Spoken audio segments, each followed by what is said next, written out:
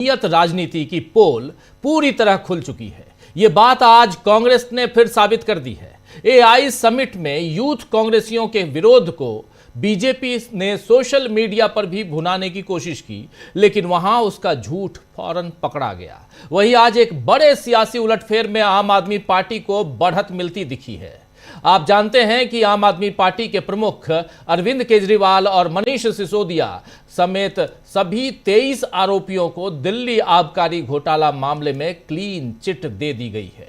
अदालत से मिली इस राहत पर जहां आम आदमी पार्टी अब बीजेपी पर हमला बोल रही है, तो वहीं कांग्रेस ने इस फैसले के बाद का जो पूरा खेल है वो समझा दिया है कि चुनाव करीब आते ही बीजेपी ने अरविंद केजरीवाल को राहत दी है ताकि अब वो कांग्रेस के खिलाफ केजरीवाल का इस्तेमाल कर सके।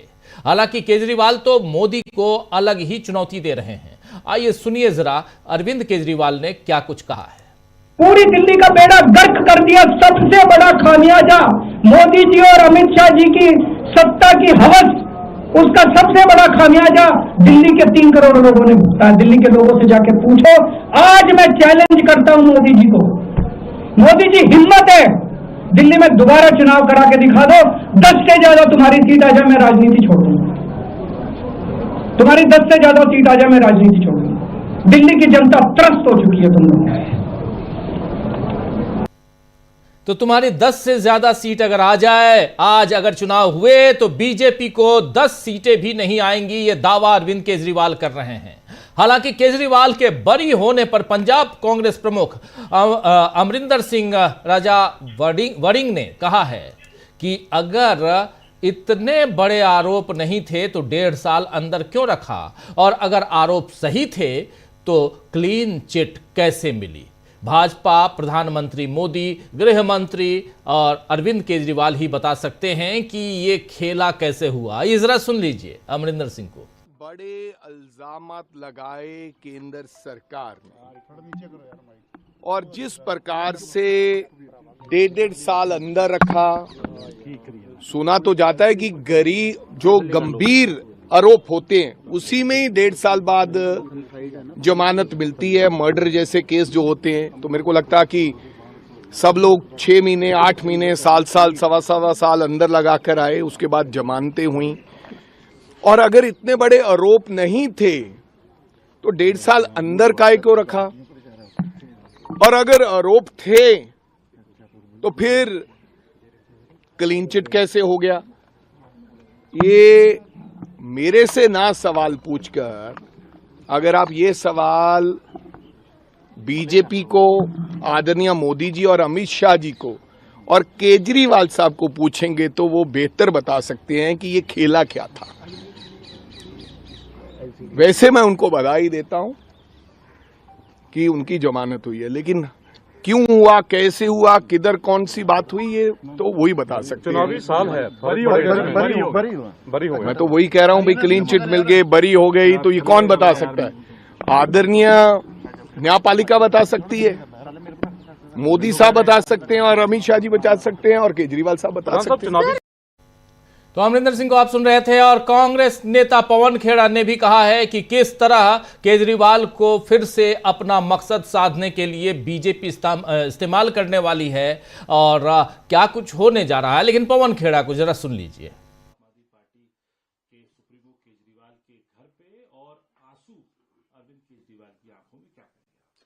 ये कोई, मुझे नहीं लगता कि कोई भी हैरान है इस बात को देख। जो भी भारतीय जनता पार्टी की राजनीति को समझता है वो तैयार था इस चीज के लिए, क्योंकि आने वाले कुछ सालों में, महीनों में गुजरात और पंजाब के इलेक्शन आने वाले हैं।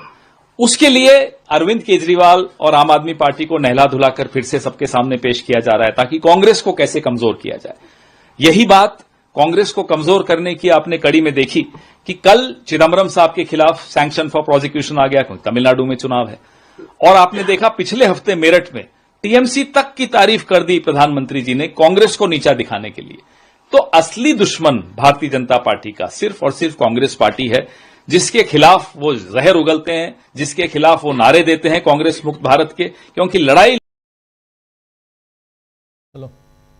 तो सुन रहे थे आप यहां पे पवन खेड़ा को। केजरीवाल को लेकर कांग्रेस की प्रतिक्रियाओं से जाहिर है दोस्तों कि यह मामला अभी चुनावों तक सियासत पर गहरा असर डालने वाला है। सीबीआई को तो अदालत ने कड़ी फटकार लगाई है, लेकिन असल में इसमें बड़ा इशारा बीजेपी के लिए है, क्योंकि जांच एजेंसियां सरकार के निर्देश पर ही काम करती हैं।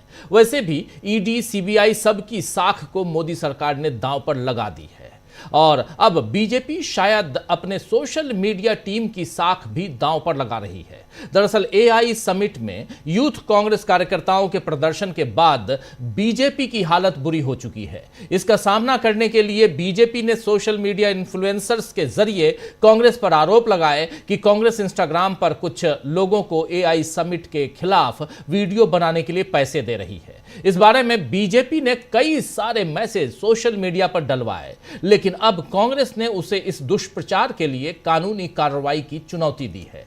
सुप्रिया श्रीनेत ने इस बारे में क्या कुछ कहा है, जरा सुन लीजिए। आप सबको मेरा नमस्कार। एक अत्यंत महत्वपूर्ण मुद्दे पर आपके सामने हूं और पिछले 48 घंटे से एक दुष्प्रचार किया जा रहा था। मेरा अपना मानना है, डर सबको लगता है, गला सबका सूखता है। पिछले 48 घंटे से भारतीय जनता पार्टी कुछ तथाकथित इंस्टाग्राम इन्फ्लुएंसर्स के पीछे छिपकर कांग्रेस के खिलाफ एक दुष्प्रचार कर रही थी। ये मुझे ऐसा लगता है बेवकूफ़ी की हरकत कर रही थी, घटिया बातें कर रही थी और कहा जा रहा था कि कांग्रेस ने कुछ इंस्टाग्राम इन्फ्लुएंसर्स को एआई समिट के खिलाफ वीडियो बनाने के लिए पैसा दिया है। मैसेजेस दिखाए जा रहे थे, इसमें ना किसी का नंबर दिख रहा था ना किसी का नाम दिख रहा था, वो दोनों चीजें कटी हुई थी और कहा जा रहा था कि कांग्रेस ऐसा कर रही है। सर्वप्रथम तो कांग्रेस ऐसा क्यों करेगी? कांग्रेस इस तरह का फर्जीवाड़ा नहीं करती, इस तरह का फर्जीवाड़ा बीजेपी करती है। पहली बात, यह कोरा झूठ है।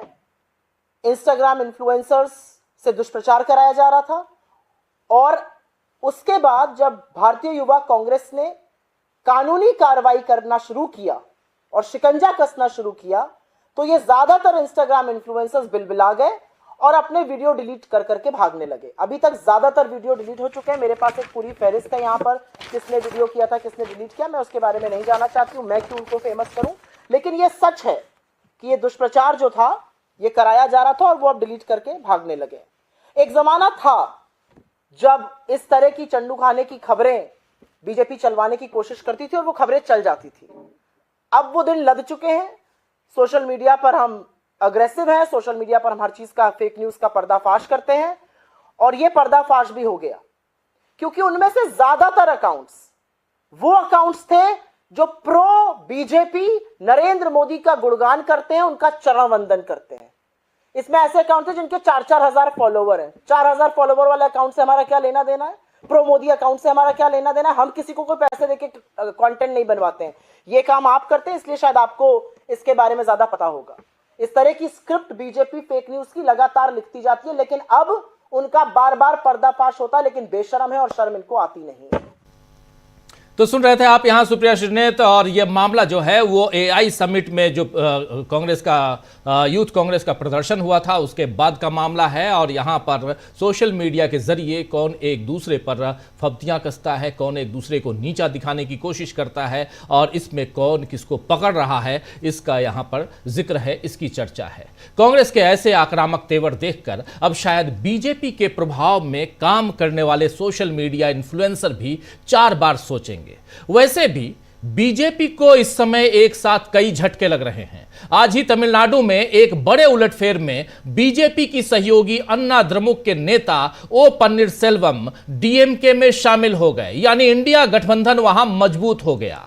और इससे पहले कल एनसीईआरटी मामले में सुप्रीम कोर्ट ने मोदी सरकार को फटकार लगाई थी। आज केजरीवाल मामले में झटका लगा और इसके साथ ही बीजेपी की शंकराचार्य स्वामी अभिमुक्तेश्वरानंद सरस्वती को यौन उत्पीड़न के आरोप में गिरफ्तार करने की हसरत भी धरी की धरी रह गई। आज इलाहाबाद हाई कोर्ट ने यौन शोषण केस में शंकराचार्य स्वामी अभिमुक्तेश्वरानंद सरस्वती की गिरफ्तारी पर रोक लगा दी है। जस्टिस जितेंद्र कुमार सिन्हा ने अग्रिम जमानत पर फैसला सुरक्षित रख लिया है और कोर्ट ने 2 बड़ी बातें यहां पर लेकिन कही है।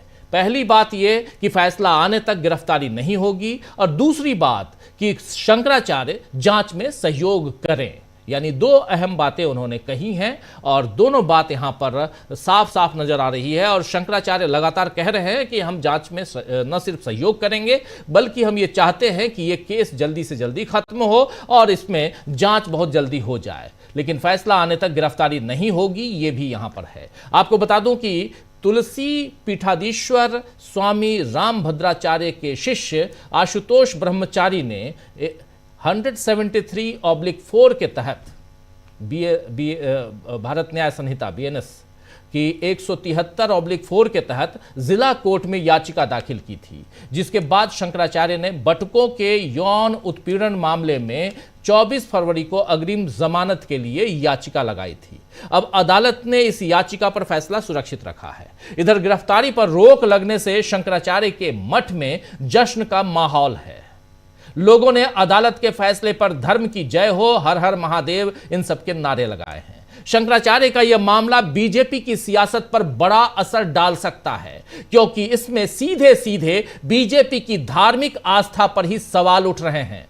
माघ मेले के वक्त से शंकराचार्य के साथ बदसलूकी का जो सिलसिला शुरू हुआ वो बढ़ते बढ़ते उन पर गंभीर आरोप लगाने तक पहुंच गया, जिसके बाद देश में इस पर नाराजगी तो है ही, और खासकर उत्तर प्रदेश के लोग बीजेपी के खिलाफ नजर आ रहे हैं कि उसने सनातन धर्म पर हमला किया है।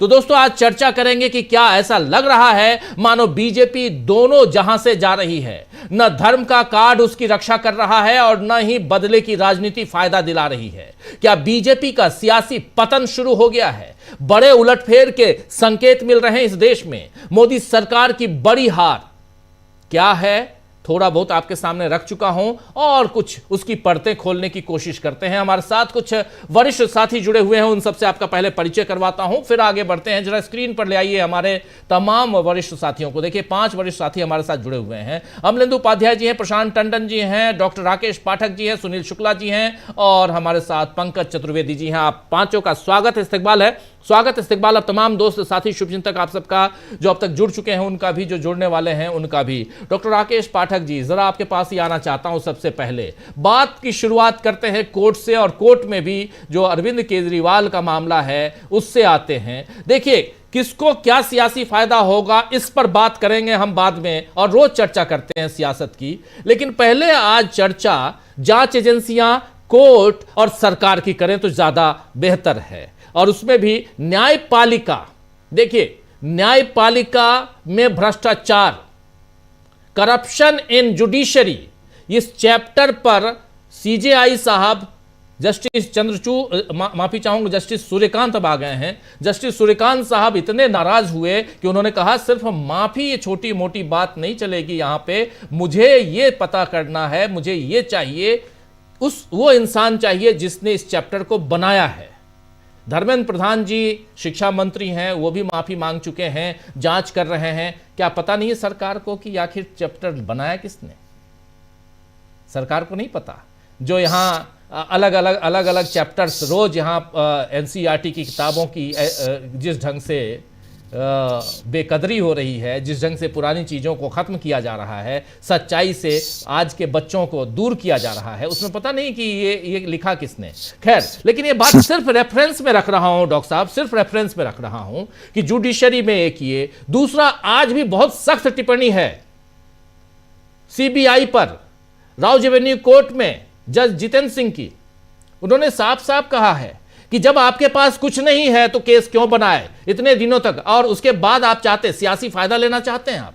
साफ साफ कहा गया। हालांकि अब CBI चली गई हाई कोर्ट में, हाई कोर्ट में क्या होगा हाई कोर्ट जाने और CBI जाने, लेकिन आज जो कुछ है वो अरविंद केजरीवाल को मुस्कुराने का, उनकी पार्टी को, पहली पंक्ति के तमाम लोग उस समय चले गए थे जेल, उन सबको आज खुश होने का दिन तो है ही।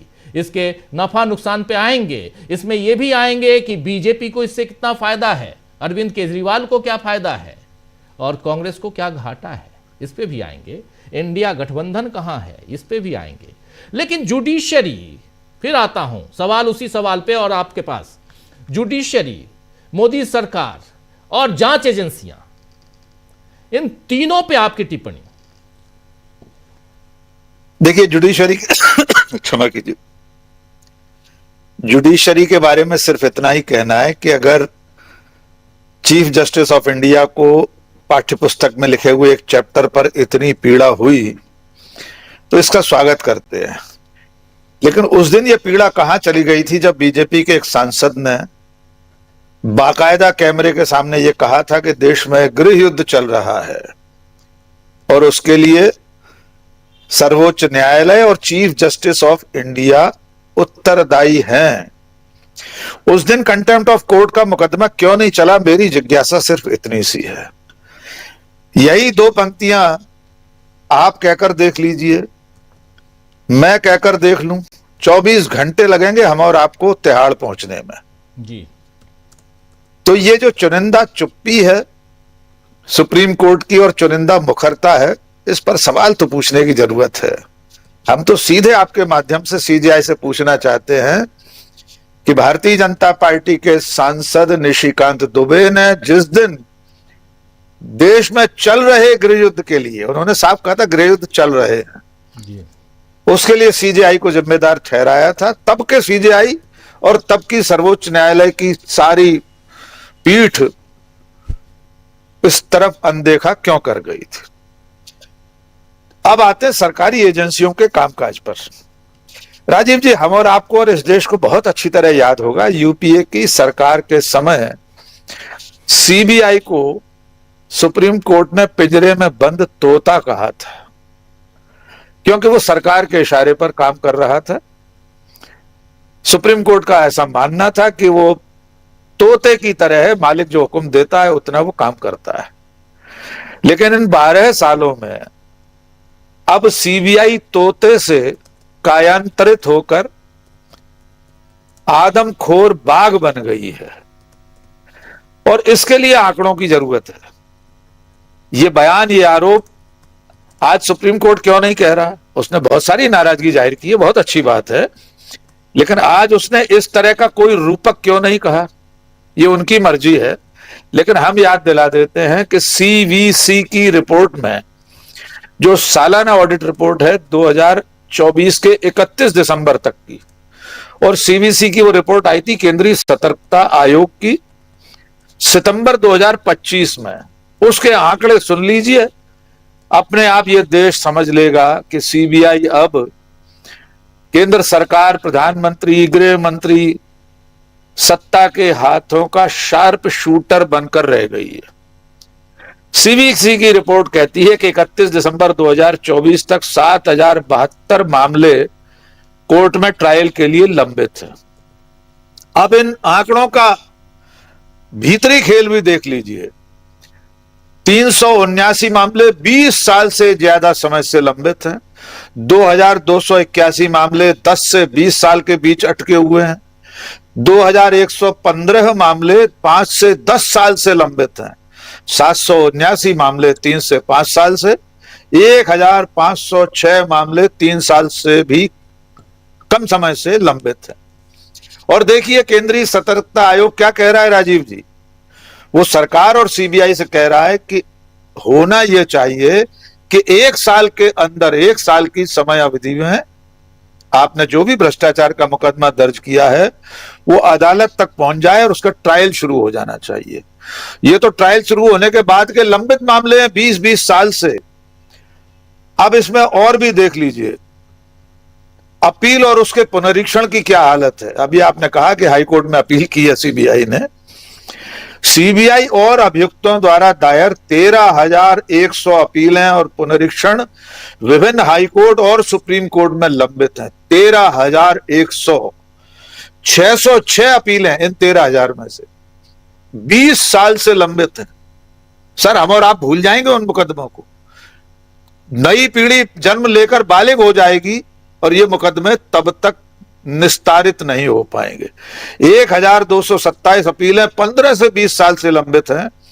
2989 अपीलें 10 से 15 साल, 4059 अपीलें 5 से 10 साल, 1778 अपीलें 2 से 5 साल के बीच, 2441 अपीलें 2 साल से कम समय से लंबित हैं। ये हाल है सीबीआई के कामकाज का।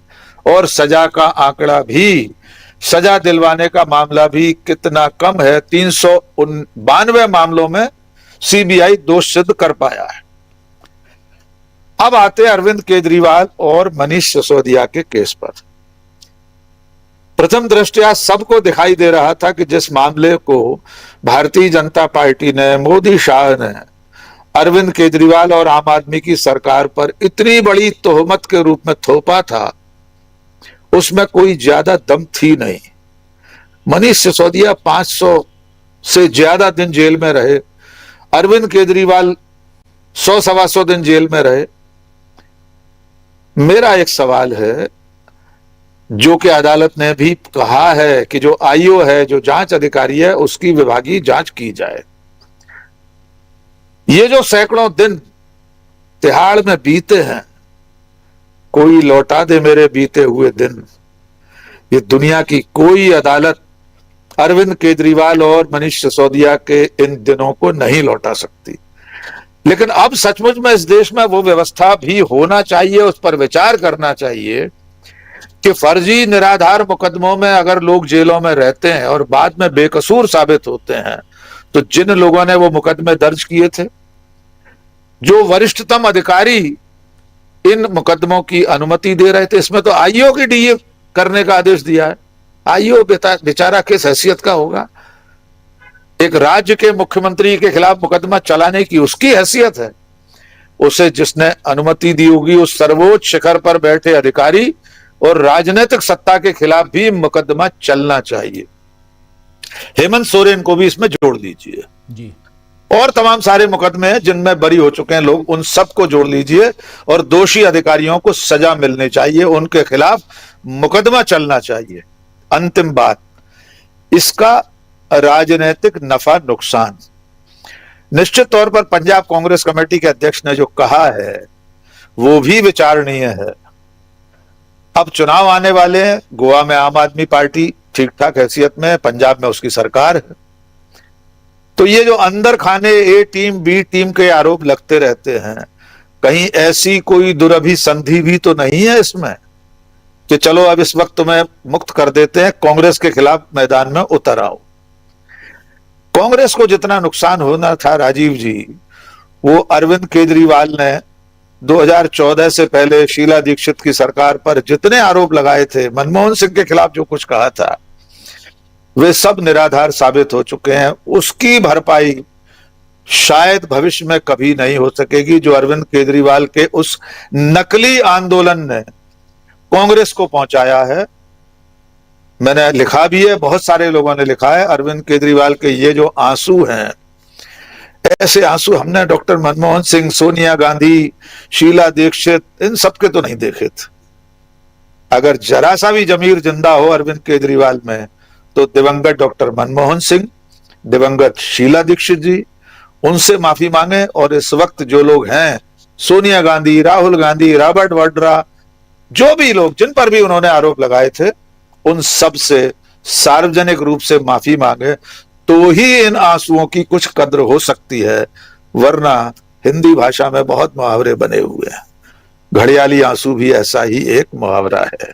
जी राजीव जी। जी जी जी, बिल्कुल बिल्कुल। डॉक्टर राकेश पाठक जी हमारे साथ था और अपनी बात रख रहे थे, अभी आप सुन रहे थे। जरा स्क्रीन पर ले आइए हमारे तमाम साथियों को। प्रशांत जी, आपके पास आना चाहता हूं जल्दी से, फिर आप सबके पास आता हूं एक एक कर। प्रशांत जी, इस पूरे घटनाक्रम, देखिए एक के बाद एक जुडिशरी के जरिए कहीं ना कहीं नरेंद्र मोदी की सरकार पर कई सारे सवाल खड़े हो रहे हैं, कई सारे सवाल खड़े हो रहे हैं।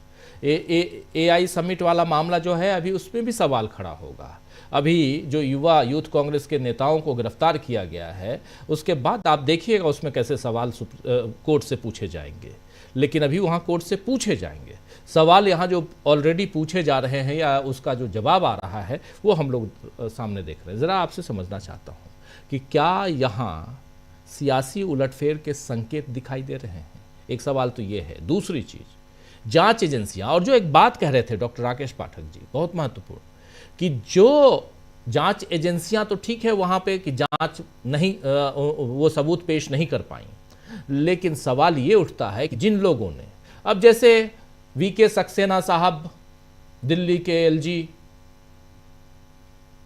क्या उनके ऊपर कोई कार्रवाई नहीं होनी चाहिए? क्या दिल्ली के जो चीफ सेक्रेटरी, उनके ऊपर कार्रवाई नहीं होनी चाहिए? आपने न सिर्फ पैसा बर्बाद किया, आपने समय, पैसा और इसके साथ साथ जो भुक्तभोगी है उस पर भी।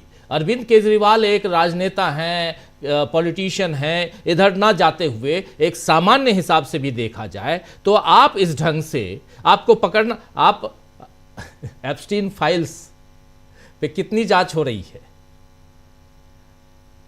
इतना कांड हो गया, कितनी जांच हो रही है अपने देश में? इसकी तो कोई चर्चा ही नहीं। इसको जहां जहां चाहे, अभी पवन खेड़ा ने एक और ट्वीट किया है, अभी देख रहा था मैं। तो एप्स्टीन फाइल्स पे तो आप जांच करेंगे नहीं, लेकिन सियासी फायदे, नफा नुकसान देखते हुए जहां जो चाहेंगे, जैसे अभी बता रहे थे कि उधर तमिलनाडु में फिर से फाइल खोल दी गई है, चिदम्बरम साहब की फाइल खुल रही है। तो ये सब है क्या?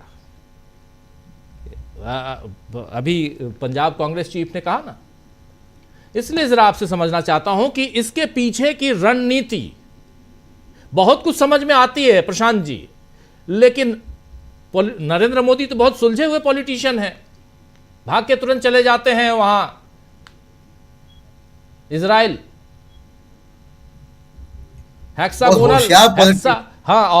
होशियार पॉलिटिशियन है, हेक्सागोनल अलायंस में को ज्वाइन करने चले जाते हैं। जरा बताइए कि चल क्या रहा है अंदर खाने? होशियार पॉलिटिशियन सुलझे हुए तो नहीं है खैर, लेकिन राजीव जी, अगर आप सीबीआई और ईडी के कार्यशैली को आप देखेंगे और बीजेपी की कार्यशैली को देखेंगे, नरेंद्र मोदी की कार्यशैली को देखेंगे, तो आपको दिखाई देगा कि सीबीआई ईडी के जरिए राजनीति को के मिशन चलाए जाते हैं, राजनीतिक के प्रोजेक्ट चलाए जाते हैं। महाराष्ट्र की सरकार गिरानी थी, ईडी को लगा दिया गया, पार्टियां तोड़ दी गई, सरकार बदल दी गई। झारखंड में यही प्रयास हुआ, सरकार नहीं बदल पाए लेकिन प्रयास हुआ। सिटिंग मुख्यमंत्री को इस्तीफा दिलवा के जेल में डाला गया, उनके ऊपर दबाव डाला गया। अभी यही तमिलनाडु में हो रहा है। यही जब पंजाब के इलेक्शन होंगे या हरियाणा के इलेक्शन या राजस्थान के होते हैं तो वहां के अपोजिशन नेताओं के ऊपर ईडी सीबीआई पहुंचती है। छत्तीसगढ़ के चुनाव होंगे तो भूपेश बघेल क्या पहुंच जाएगी, राजस्थान में चुनाव होगा तो उनके बेटे या भतीजे अशोक गहलोत क्या पहुंच जाएगी सीबीआई ईडी। ये पूरा एजेंसी के जरिए राजनीति को कंट्रोल करने का प्रोजेक्ट है ये। अब आते हैं अरविंद केजरीवाल के मामले पर। जब आपको सरकार शीला दीक्षित की गिरानी थी, यूपीए को डिस्क्रेडिट करना था, यूपीए 2 की सरकार को, तब इसी का इस्तेमाल किया गया करप्शन के आरोपों का।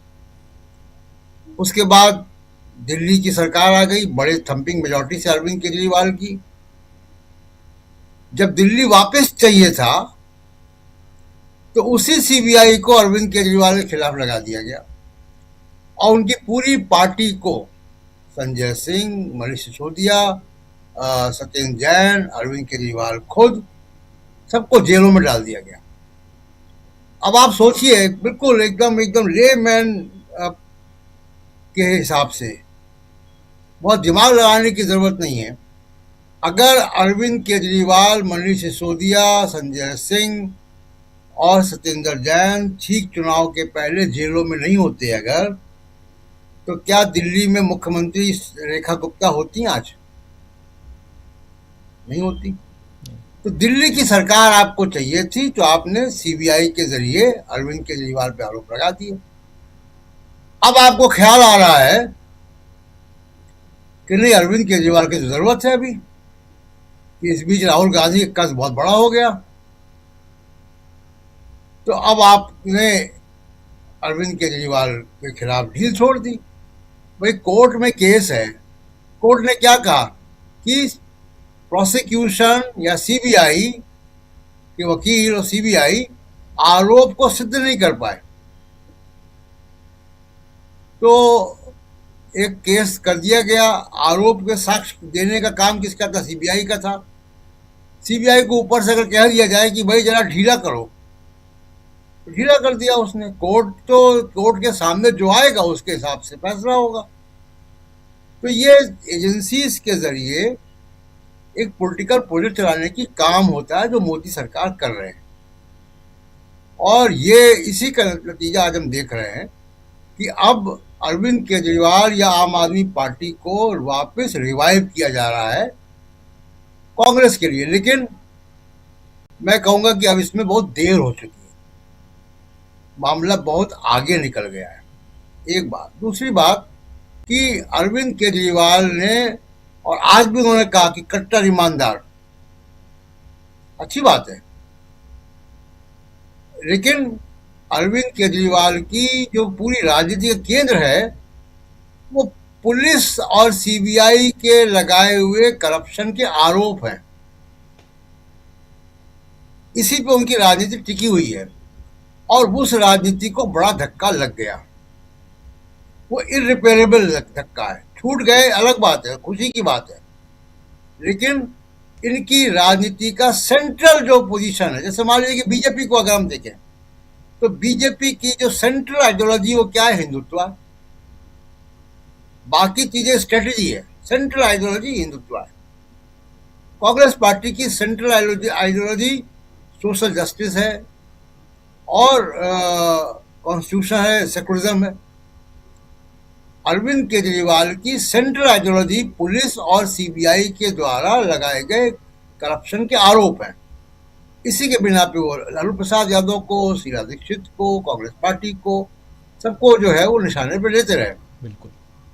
जब तक वो अपनी राजनीति में एक कोई ऐसा एलिमेंट नहीं जोड़ेंगे सोशल जस्टिस का, सेकुलरिज्म का, संविधानवाद का, लोगों से इंक्लूसिव पॉलिटिक्स का, तब तक उनको कांग्रेस को चुनौती देने के काबिल मेरे ख्याल से तो नहीं हो पाएंगे। तो ये प्रोजेक्ट जो है सीबीआई के मार्फत, ये जो पॉलिटिकल प्रोजेक्ट है, ये अधूरा प्रोजेक्ट है। और सीबीआई ये तो कर सकती है किसको अंदर करे किसको बाहर करे, राजनीति की दिशा नहीं तय कर सकती। राजनीति की दिशा तो सामाजिक घटनाएं तय करती, इतिहास तय करता है।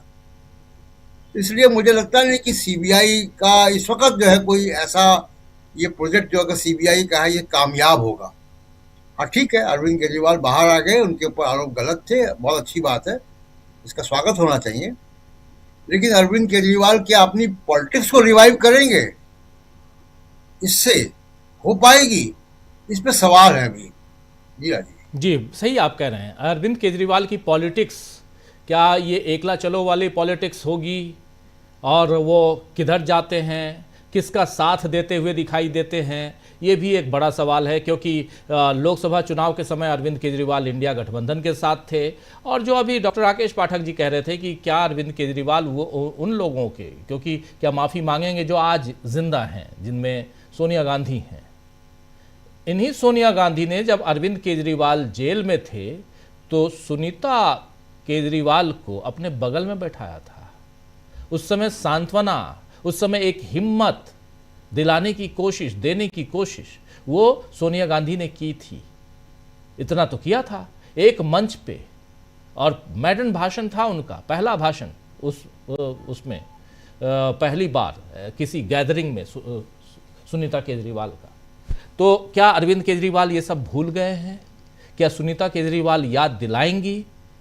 ये भी सवाल है। लेकिन सियासत में कहा जाता है कि ना कोई किसी का दोस्त होता है, ना कोई किसी का दुश्मन होता है।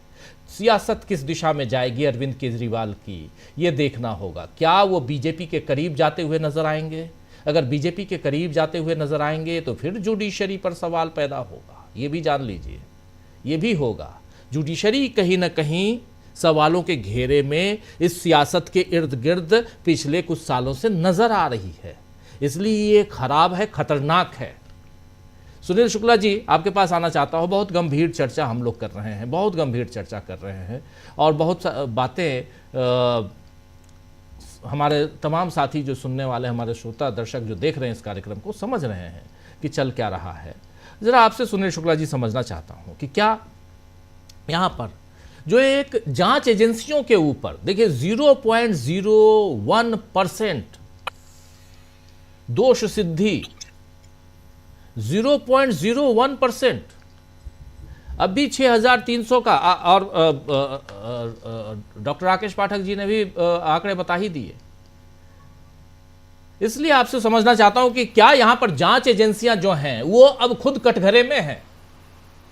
बार बार लगातार जांच एजेंसियों के ऊपर सवाल उठ रहे हैं, खड़े हो रहे हैं। और क्या इस वक्त ये जो एक सवाल अभी पैदा हुआ और कि उनका क्या होगा जो गलत जानकारी देकर गलत आरोपों में आपको जेल के अंदर डालते हैं, उनका क्या, यह भी सवाल उठता है। लेकिन वो कानून की बात है, मगर जांच एजेंसियों पर सवाल जो खड़े हो रहे हैं उससे देश की सियासत किस दिशा में जा सकती है। यहाँ नरेंद्र मोदी की सियासत, उसकी, और जबकि अब बहुत सारी बातें ओपन हो रही हैं, पोल खोल हो रहा है यहाँ पे, उसके बाद भी उसी दिशा में अगर जाएंगे तो फिर क्या होगा, बगावत के सुर और तेज होंगे, यही कहा जाए। धन्यवाद राजीव जी। केंद्रीय एजेंसियों के दुरुपयोग की पिछले एक दशक जो घटनाएं हो रही हैं, अब उसमें किसी को कोई संदेह नहीं है। पहले भी आरोप लगते रहे हैं, लेकिन सरकारों को तोड़ना, राजनीतिक दलों में विभाजन करना, नेताओं को तोड़ करके अपने खेमे में लाना, राजनीतिक दलों को चंदा देने से रोकने के लिए कारपोरेट के खिलाफ कार्रवाई करना, ये तो सरेआम उदाहरण आ गए हैं सामने। अब तो कोई बहस ही नहीं रह गई है। आप इस मामले को, जो अरविंद केजरीवाल का यह मसला है, अरविंद केजरीवाल और मनीष सिसोदिया के, चलिए आपने मन बरी हो गए, आप कह सकते हैं कि ये राजनीतिक लोग थे, राजनीतिक कारणों से आपने इनको फंसाया होगा। लेकिन यह मामला कितना बेबुनियाद था कि जितने 23 के 23 आरोपी थे सबको अदालत ने छोड़ दिया, किसी के ऊपर कोई भी आरोप नहीं साबित हुआ। और मनीष सिसोदिया आप ये आरोप पहले भी लगा रहे थे, अब भी आरोप लगा रहे हैं बरी होने के बाद भी, कि उनके ऊपर और अरविंद केजरीवाल के ऊपर भारतीय जनता पार्टी में शामिल होने का आरोप था, दबाव था। खूब इनके ऊपर दबाव डाले गए, यहां तक कि जब लोग जेल में डाल दिए गए उस समय भी इनके ऊपर दबाव डाला गया कि ये भारतीय जनता पार्टी में शामिल हो जाए। मनीष सिसोदिया यह भी कह रहे हैं कि वो उनको मुख्यमंत्री बनाने का आश्वासन दिया गया था, ऑफर दिया गया था। ये क्या साबित करता है? और ये बात ऐसा नहीं कि अभी बोल रहे हैं, मनीष सिसोदिया बात पहले ही बोल चुके हैं। इस अदालती आदेश के बाद भी उनका ये बयान आ रहा। वो ये भी कह रहे हैं कि जेल में मिलने के लिए उस समय के लेफ्टिनेंट गवर्नर उनसे मिलने गए थे और उन्होंने भी उनको भारतीय जनता पार्टी में शामिल होने का ऑफर दिया था। तो पार्टियों को तोड़ना और चुनाव के समय उनको कमजोर करना और एक ये नैरेटिव बनाना कि ये भ्रष्ट पार्टियां हैं, ये तो भारतीय जनता पार्टी का केंद्रीय एजेंसियों के माध्यम से पुराना खेल है और पिछले एक दशक से लगातार चल रहा है। किसी भी राज्य में आप देख लीजिए, एक चाहे वो पंजाब की घटनाएं हों, बिहार की घटनाएं हों, पश्चिम बंगाल की घटनाएं हों, कितने मंत्रियों को गिरफ्तार किया गया ममता बनर्जी की सरकार के, कितने लोगों को तोड़ करके पार्टी अपने साथ लेके गई। बाद में अलग बात है कि लोग उसमें से अधिकांश छोड़ करके फिर ममता बनर्जी के खेमे में वापस चले गए। उत्तर प्रदेश में धुआंधार इस तरह के छापे शुरू हो जाते हैं। और आज क्या स्थिति है? आज ये पब्लिक परसेप्शन बना हुआ है कि मायावती जी केवल उनके दबाव में उतनी सक्रिय नहीं रह पाते हैं जिस सक्रियता के लिए जानी जाती नहीं है। उनकी राजनीति से भारतीय जनता पार्टी को फायदा है, ये आम धारणा है सबकी। तो केंद्रीय एजेंसियों के बूते भ्रष्टाचार कब दूर करना चाह रही है सरकार?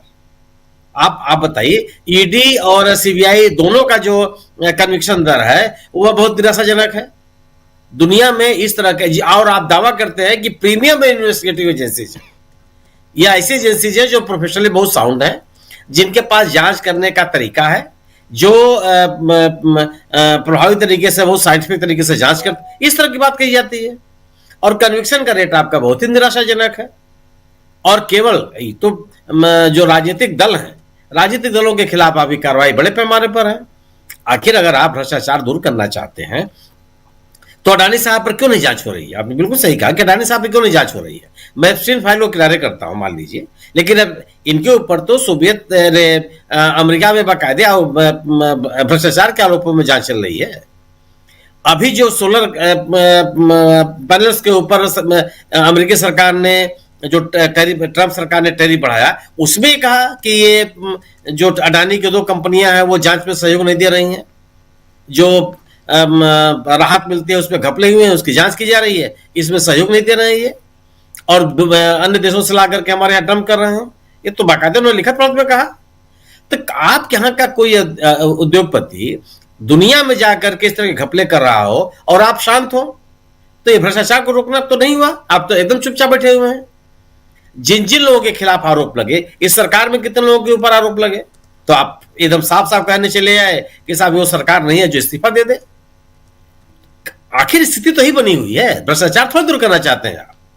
केंद्रीय एजेंसियों के माध्यम से अपने राजनीतिक दलों, अपने राजनीतिक विरोधियों को निपटाने की कोशिश करते हैं, और ये लगातार जारी है। ये इस देश में आम धारणा है, अब इसमें कोई बहस की भी जरूरत नहीं है। और भारतीय जनता पार्टी इस अपने गतिविधियों में बड़े बदस्तूर जा रही है, उसके ऊपर इस आलोचनाओं का कोई असर नहीं पड़ता। अब वो ये और पार्टियों को तोड़ती है और ये आरोप एक माहौल बनाती है कि नहीं ये भ्रष्ट है। मोदी प्रधानमंत्री जी लगातार ये बोलते रहे कि सब भ्रष्ट है, सब भ्रष्ट है। अरे भ्रष्ट है तो कार्रवाई कीजिए आप। कार्रवाई तो कुछ होती नहीं है, आप उठा के जेल बंद किए, कुछ समय तक वो जेल। आप हेमंत सोरेन वाले मसले में क्या हुआ, कितने आपने आरोप लगाए, और भ्रष्टाचार के खिलाफ कहां है आप? आपने तो आरोप लगाया था अजीत दादा पवार पर, उसके बाद आपने उनको अपनी पार्टी में शामिल कर लिया, वो आपको मुख्यमंत्री बन गए। तो भ्रष्टाचारियों को आप कोई दंडित करना चाहते हो और सार्वजनिक जीवन में सुचिता की बात करते हो, इसका कोई मतलब थोड़ा रह गया, तो केवल नारा है आपके लिए। और सार्वजनिक जीवन में सुचिता कितनी महत्वपूर्ण है, आपने एप्स्टीन फाइल का उल्लेख किया। आप देख लीजिए हरदीप पुरी साहब के साथ सरकार क्या कर रही है, किस तरह से उनको संरक्षण दे रही है, कौन सी कार्रवाई आपने कर लिया? क्या उनके ऊपर लगने वाले आरोप सार्वजनिक जीवन के सुचिता पर सवाल नहीं खड़े करते? अब आपने बात कही कि अरविंद केजरीवाल साहब की राजनीति क्या होगी। मैं विश्वास पूर्वक कहता हूं कि भारतीय जनता पार्टी की मदद करते हुए नजर आएंगे। अरविंद केजरीवाल कोई भी ऐसा काम नहीं करेंगे जिससे उनको लगे कि कांग्रेस मजबूत हो रही है। कांग्रेस का मजबूत होना, कांग्रेस के प्रति लोगों का बढ़ता हुआ विश्वास अरविंद केजरीवाल साहब की राजनीति के लिए बहुत बड़ी चुनौती होगी, कि वह कांग्रेस के ही के द्वारा जो वैक्यूम क्रिएट हुआ दिल्ली की राजनीति में, उसको उन्होंने भरने की कोशिश की और सत्ता में आए।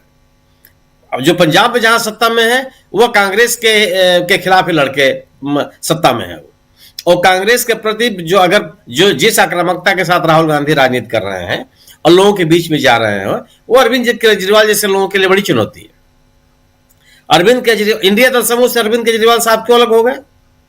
आज तो यह तथ्य है कि आप राजनीति कर सकते हैं इस देश में, अकेले चल करके आप राजनीति नहीं कर सकते।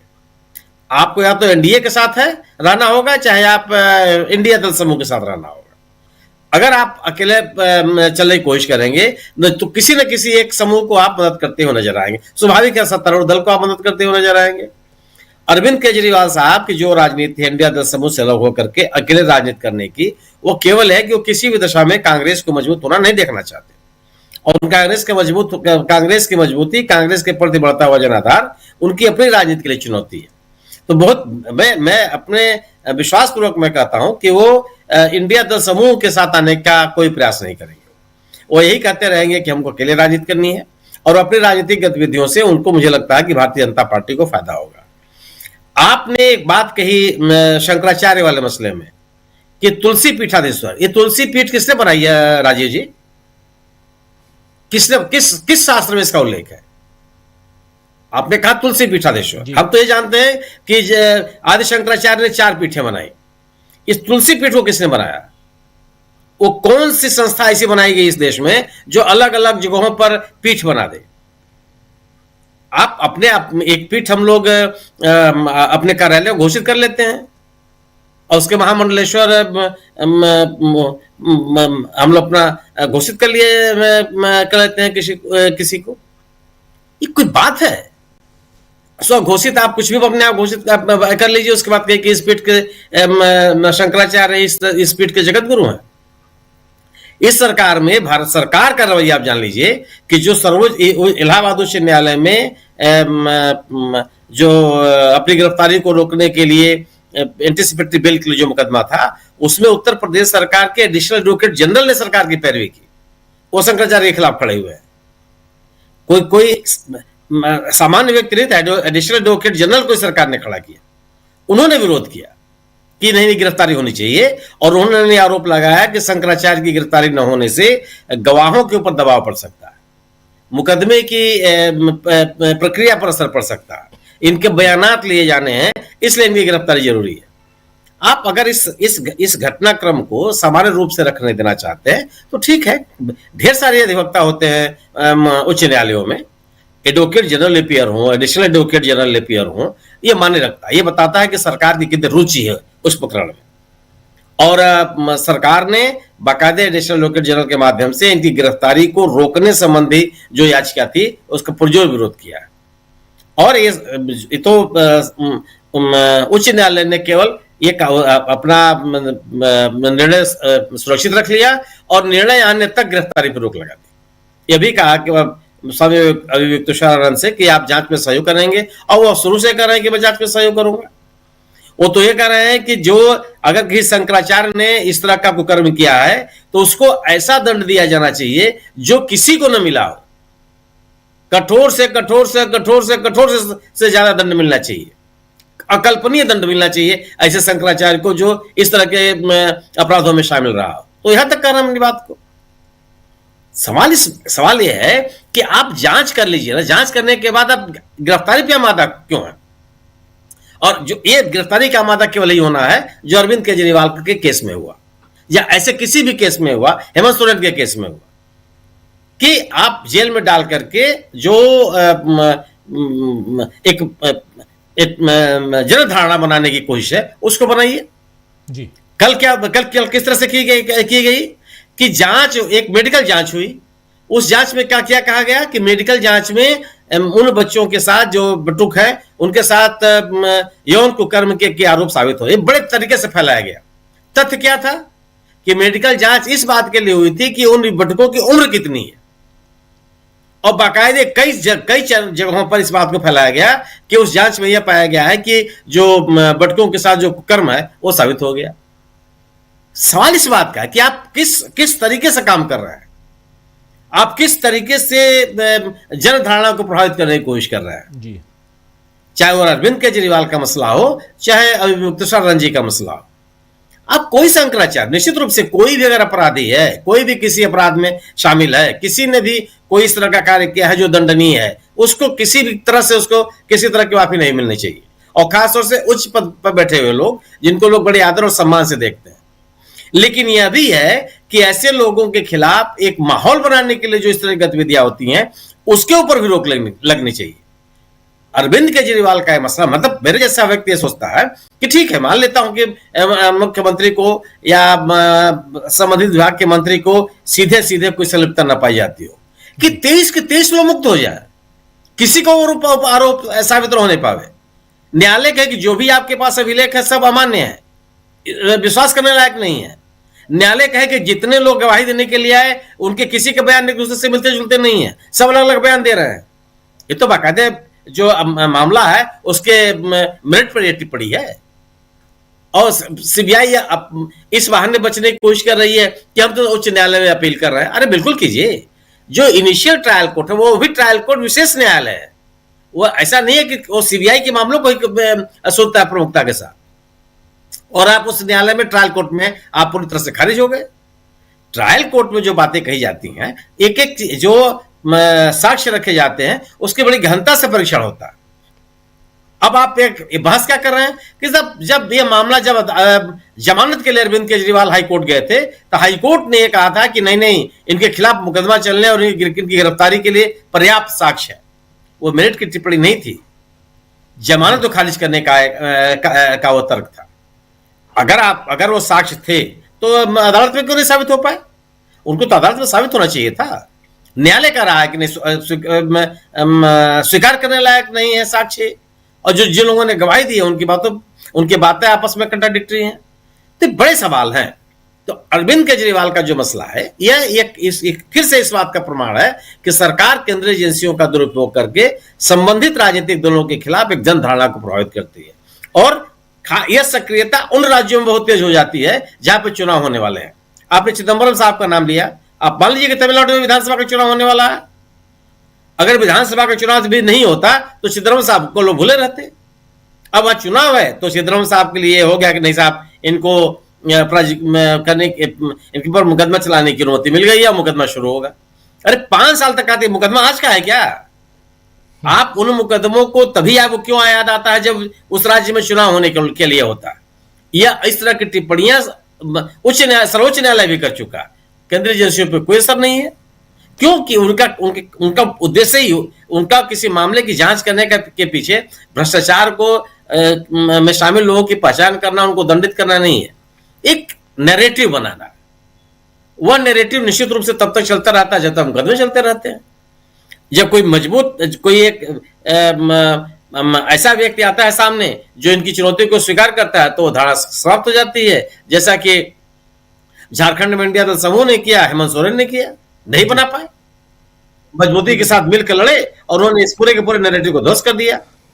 ये स्थिति तो केंद्रीय एजेंसियों के दुरुपयोग की जो बात है, ये कोई इस पहले भी होती रही, लेकिन सरकार ने और इसको तेज कर दिया, बहुत ज्यादा तेज कर दिया, और केवल उसके बदौलत राजनीतिक शक्तियों को कमजोर करने की इनकी कोशिश है।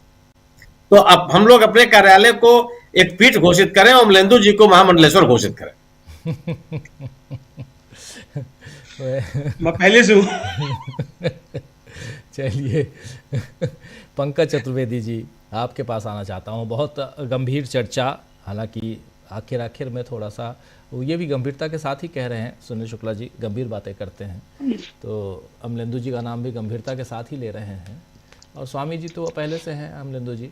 लेकिन सवाल ये उठता है जी, पंकज चतुर्वेदी जी, जरा आपसे समझना चाहता हूँ, ये जांच एजेंसियों का दुरुपयोग ही नहीं बल्कि उनको कटघरे में खड़ा करके क्या हासिल कर रही है सरकार? सत्ता और अपने लिए जांच एजेंसियों को कठपुतली की तरह, यही माना जाए? राजीव जी, ये मसला केवल सत्ता का नहीं है, ये मसला संविधान का है और आरएसएस की मूल सोच का है। मैंने इसी प्रोग्राम में पहले भी एक बार बताया था कि जब पाकिस्तान में चर्चा हुई तो उन्होंने बोला कि आपके यहाँ नेहरू थे जिसने बहुत सारी संस्थाएं बनाई, बहुत सारे इदारे बनाए और सबको काम करने की स्वतंत्रता दी। आरएसएस के लिए सबसे बड़ा खतरा कुछ है इस देश में, जो उसके हिंदू राष्ट्र, हिंदू पाकिस्तान बनने की आड़ आता है, वो गांधी और नेहरू है।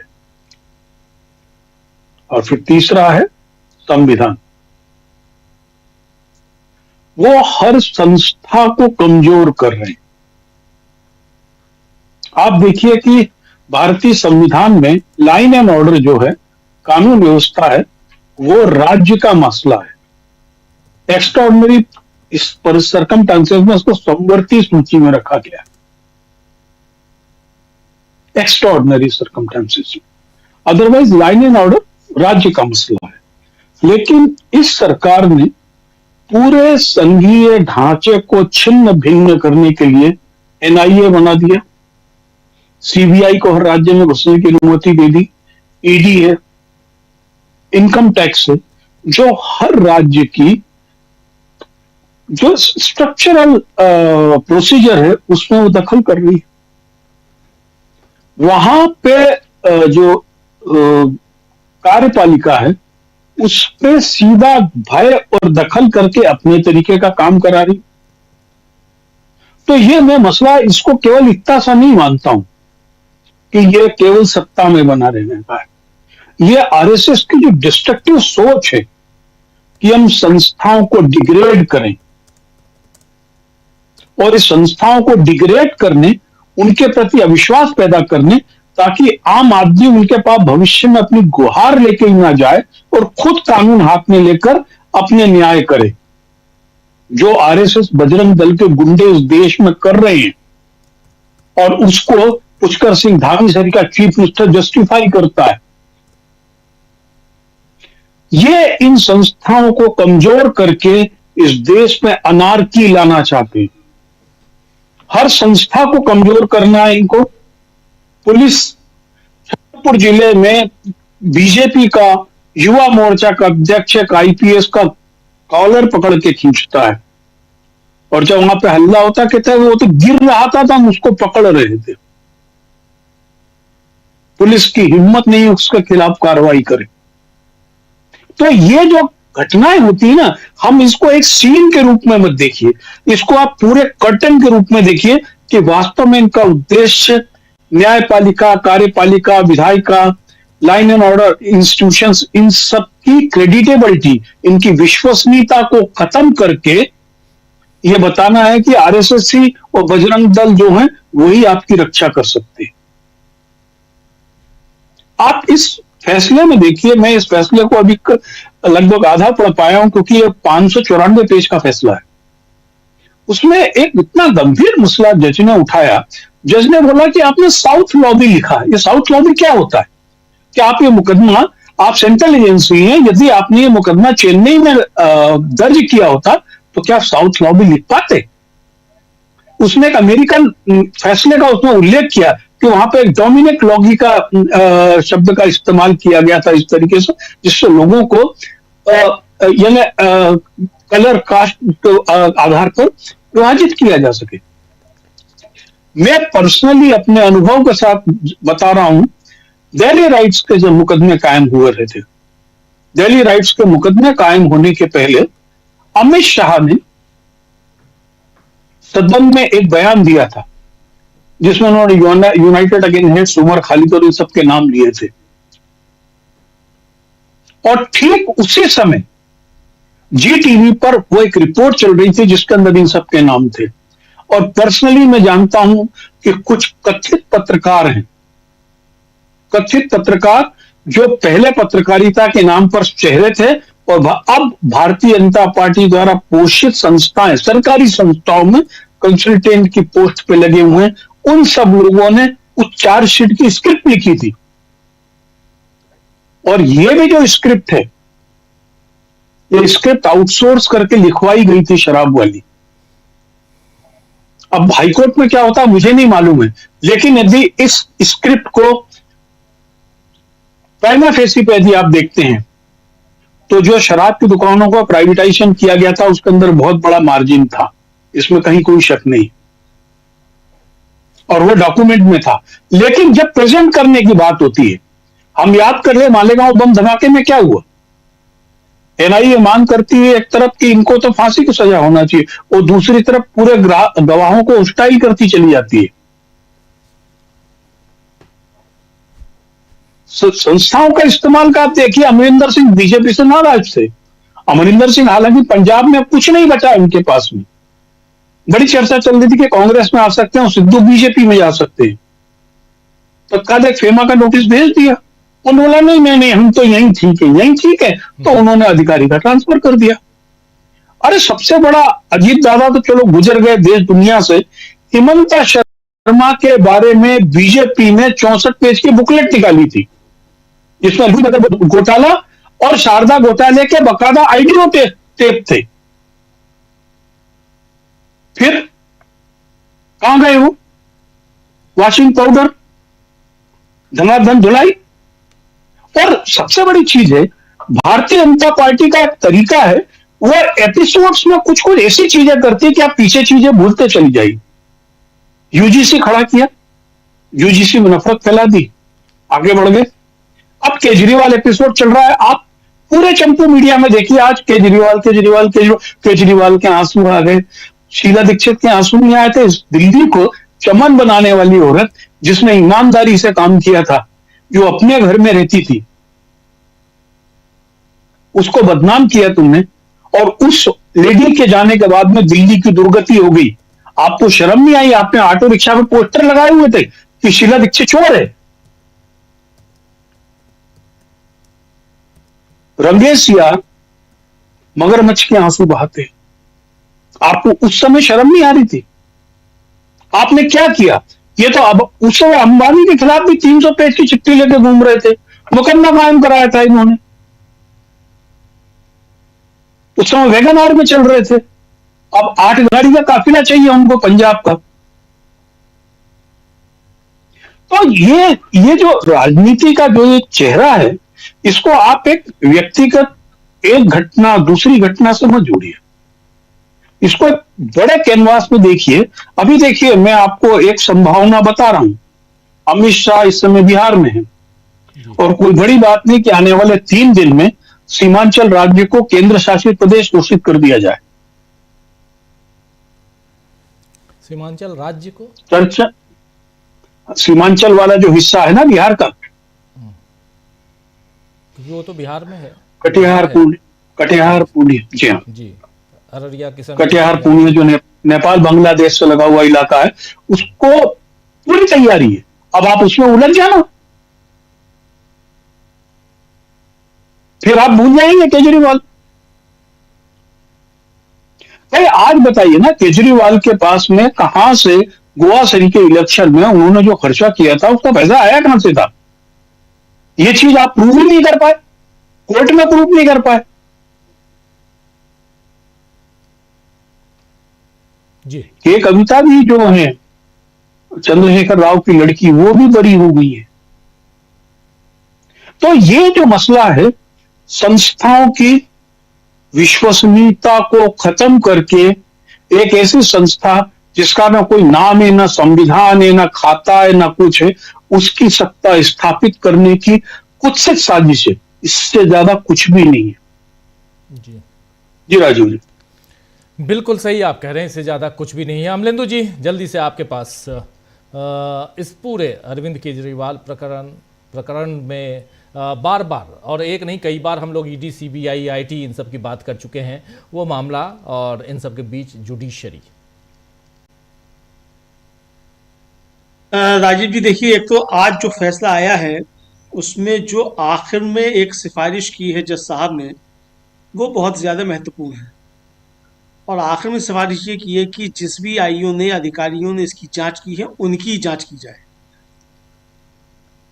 तो ये राजीव जी एक बहुत महत्वपूर्ण बात यहाँ पर आई है, और ये कहा है कि सारा बकवास था, एक तरीके से कहा है कि जितने भी आरोप लगाए गए ये सारे बकवास थे, ना कुछ सबूत थे, ना कोई तथ्य थे। तो ये राजीव जी, अगर अदालत इस तरीके की बात कर रही है तो ये एक तो ये साफ जाहिर करता है कि पूरा का पूरा केस जो था वो जिस तरीके से चाहे फ्रेम किया गया हो, जैसा कि पंकज जी कह रहे हैं कि वो स्क्रिप्ट कहीं और लिखी गई थी, वहां से आई, तो स्क्रिप्ट लिखने वाले अनाड़ी थे या तो, वरना राजीव जी अगर आप किसी थाने के हेड मुहर्रिर को 500 रुपया दीजिए, इतनी अच्छी फ्रेम करेगा कि सुप्रीम कोर्ट तक जमानत नहीं हो पाएगी, सिर्फ 500 रुपये में। तो ये तो जो थी ईडी और सीबीआई फ्रेम कर रहे थे, और इसमें इतना 1.5 साल रहने के बाद जेल में, और कई नेताओं के जेल में रहने के बाद, और फिर अगर अदालत ये टिप्पणी करे कि इसमें कुछ नहीं है, सब कुछ बकवास है, तो आप समझ सकते हैं। ठीक उसी तरीके से जैसे कि 2G घोटाले के जब आया परिणाम, उसका जब नतीजा आया, तो जज साहब को कहना पड़ा कि मैं सुबह 10 बजे से लेकर 5 बजे तक बैठा रहता था, कोई सबूत ही लेके मेरे सामने नहीं आया। यानी किस तरीके से फ्रेम किया गया था वो, तो ये राजीव जी पूरा तरीके से पॉलिटिकल फ्रेमिंग जो था वो आज एक तो बेनकाब हुआ है। तो एक तो राजीव जी इसका एक पक्ष ही है। दूसरा, अभी परसों ही राजीव जी हेमंत सोरेन के खिलाफ, बुधवार को, आज शुक्रवार है ना, बुधवार को हेमंत सोरेन के खिलाफ जो ईडी की कार्रवाई चल रही थी, उस पर सुप्रीम कोर्ट ने रोक लगा दी कि अब आप इस पर आगे कार्रवाई नहीं कर सकते। और जस्टिस सूर्यकांत और जस्टिस विपुल पंचोली, जस्टिस जय मल्ल्या बागची की खंडपीठ थी। उस खंडपीठ में जस्टिस सूर्यकांत ने टिप्पणी की कि आप इन फालतू कामों से बचिए, ईडी के लिए ऐसे कामों में लगिए जिसके कुछ सार्थक परिणाम निकले। राजीव जी ये छोटी मोटी टिप्पणी नहीं है, और वो भी जस्टिस सूर्यकांत की टिप्पणी अगर ईडी के लिए आ रही तो आप समझ सकते हैं कि कितनी गंभीर टिप्पणी है। तो मुझे लगता है राजीव जी की जो एनसीईआरटी की किताबों के जरिए भारतीय जनता पार्टी ने जो न्यायपालिका पर हमला किया, न्यायपालिका की आत्मा भी अब जग रही है कि भाई सारी संस्थाएं तो उन्होंने खत्म कर दी, अगर ये आखिरी पिलर भी ढह गया तो क्या होगा। मुझे राजीव जी ऐसा लगता है, और इसलिए अब फैसले जो है वो कानून सम्मत आने लग गए हैं। ये एक बात राजीव जी हो सकती है, मुझे ऐसा लगता है। बाकी जो कुछ हो वो होगा। लेकिन इस फैसले ने निश्चित तौर पर बीजेपी की पोल खोलकर पूरी तरीके से रख दी है कि किस तरीके से अपने राजनीतिक विरोधियों के खिलाफ मुकदमे तैयार किए जाते हैं, वो चाहे हेमंत सोरेन के मामले में रहा हो, चाहे अरविंद केजरीवाल के मामले में रहा हो। तो ये चीज तो राजीव जी सामने निकल कर आ गई। अब अरविंद केजरीवाल तो राजीव जी वो तो नाशुक्रे हैं, इसमें तो कोई दो राय है ही नहीं। मतलब इसके बारे में तो कोई किसी को कोई बहस करने की आवश्यकता ही नहीं है कि वो नाशुक्रे हैं, वो तो है ही। और सबके ऊपर आरोप लगाते रहते हैं, फिर माफी भी मांग लेते हैं, ये भी है उनका। अरुण जेटली के खिलाफ लगाया, अदालत में जाके माफी मांग ली, तो कई लोगों से माफी मांग लेते हैं। अब लेकिन आज रो रहे थे जब, तो मुझे लगा राजीव जी, वो जिस समय मैंने सीन देखा कि भाई रोना तो था लेकिन आंसू भी निकलने चाहिए थे रोते वक्त। ये बड़ी नाइंसाफी है कि आप रोएं और आंखों से आंसू ना निकले, तो रोना के साथ साथ आंसू भी निकलने चाहिए थे। बहरहाल वो उनका अपना मसला है कि रोते हैं तो बिना आंसुओं के रोते हैं, तो खैर वो ठीक ठाक है। लेकिन राजीव जी, इसके राजनीतिक जो निहितार्थ होंगे उस पर तो आगे हम लोग चर्चा करेंगे, राजनीतिक निहितार्थ क्या है क्या नहीं है। लेकिन जो कानूनी मसला है राजीव जी, वो बहुत ज्यादा महत्वपूर्ण है। इसी तरीके से जो उत्तर प्रदेश से आया मामला शंकराचार्य के खिलाफ, यानी राजीव जी, जिस व्यक्ति ने मुकदमा कायम कराया वो मीडिया के सामने आकर कह रहा है कि एक डिप्टी सीएम जो हैं वो शंकराचार्य से कह रहे थे, वो उसकी कॉल डिटेल है उसके पास, वो कहता है उसके पास रिकॉर्डिंग है। आखिर उसके पास रिकॉर्डिंग किसी डिप्टी सीएम की कैसे आ गई? क्या डिप्टी सीएम के फोन उत्तर प्रदेश में टैप हो रहे हैं? अब वो कह रहा है कि वो डिप्टी सीएम जो थे वो शंकराचार्य से कह रहे थे कि धरना खत्म मत करना, मैं आऊंगा, मैं आपको आके पानी पिलाऊंगा, तब आप इसको खत्म करना। तो राजीव जी, ये भारतीय जनता पार्टी जो षड्यंत्रकारी पार्टी है, उसके षड्यंत्र आपस में भी चल रहे हैं, ये भी चीजें सामने आ रही है राजीव जी। आज हाईकोर्ट ने जो कहा जिस तरीके से शंकराचार्य के विषय में, और उनको एक राहत दी एक तरीके से, अब आगे देखा जाएगा क्या होगा। लेकिन शंकराचार्य ने राजीव जी बहुत महत्वपूर्ण सवाल उठाए। उन्होंने एक चैनल का साफ नाम लेकर कहा कि भाई उस चैनल ने जिनको दिखाया कि साहब इनके साथ हुआ, तो चैनल को ये कैसे मालूम पड़ा कि ये वही पीड़ित हैं जिनका जिक्र जो है वो वहां आया है? चैनल को ये जानकारी कैसे मिली? उस चैनल के ऊपर सवाल उठे। और राजीव निश्चित तौर पे भाई चैनल के पास कहां से आया? आपने क्या उन्होंने दावा करके कहा शंकराचार्य ने कि भाई क्या चैनल जो है वो दावे के साथ कह सकता है कि वही है जिसका उसने इंटरव्यू लिया? उस चैनल को कहना चाहिए। और वो चैनल कौन सा है राजीव जी? जो उत्तर प्रदेश के मुख्यमंत्री के साथ जापान